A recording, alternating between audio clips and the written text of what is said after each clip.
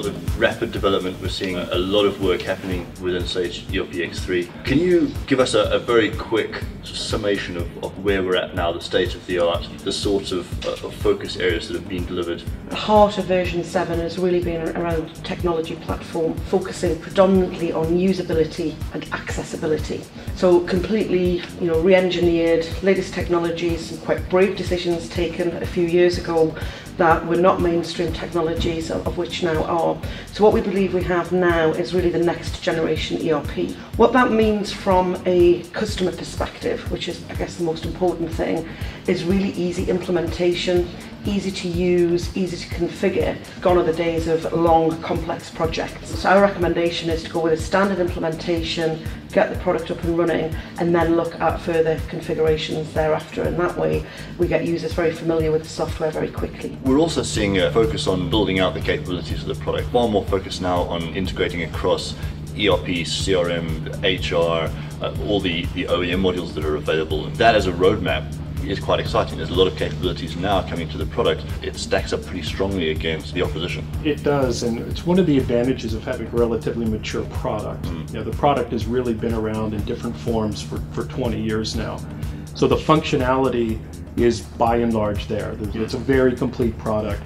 We've got 25,000 companies and hundreds of thousands of users on this product for that period of time. So it's a very mature product. But what we're finding is where we can really extend that is through some really specific vertical capabilities that some of our partners offer. So I'm not an expert in manufacturing. I'm not necessarily going to go out and build a manufacturing model, but there are people that are that way. Looking at the development curve of customers who do quite aggressively adopt technology in a transformational kind of way, how does CRM fit into that? And on the flip side, what is the risk to companies that don't adopt quickly enough? How quickly will they find themselves falling behind? I think CRM in some ways, hits that curve quicker because it's been more dynamic in terms of purchasing cycles and stuff like that, where sales teams... And customers are evolving very quickly. Yeah, absolutely. So as a business support tool, it's been acceptable for years probably to try and actually put your data in the cloud.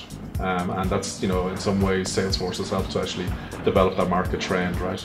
It creates a market for the rest of us, which is great. The adoption rates in the likes of North America and the UK and mainland Europe to some extent are much more aggressive than we see elsewhere in the world. And I suppose what we want to do is we don't want to actually start saying you have to do it this way. We actually want to provide choice to people so that it's right for them. The danger for themselves, I suppose for businesses in general, if you don't get on the emerging curve of what's actually the trends out there, is that it stops becoming a choice of deployment and actually becomes a way of maybe doing business. Right. Do you know what I mean? That it becomes a way of actually engaging your customers, etc.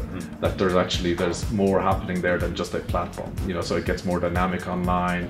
Being able to actually engage people at certain pace, etc. Just to wrap up, we've seen the forecasts for Sage X3 out through Africa. They're very aggressive. We know that the region is a very exciting region for Sage right now. There's a lot of deals going on.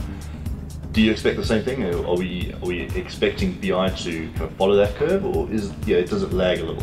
No, I don't think it lags a little. I think it actually leads a little.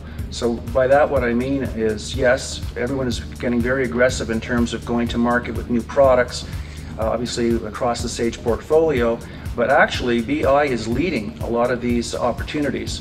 So rather than BI take a back seat as it did traditionally up until recently, we ourselves, along with a lot of partners in Sage, are leading our presentations and demonstrations, our sales opportunities with BI, setting the stage to show prospects and, of course, customers that getting the information out of the transactional systems has become a lot easier and much more productive. So we actually are leading with BI.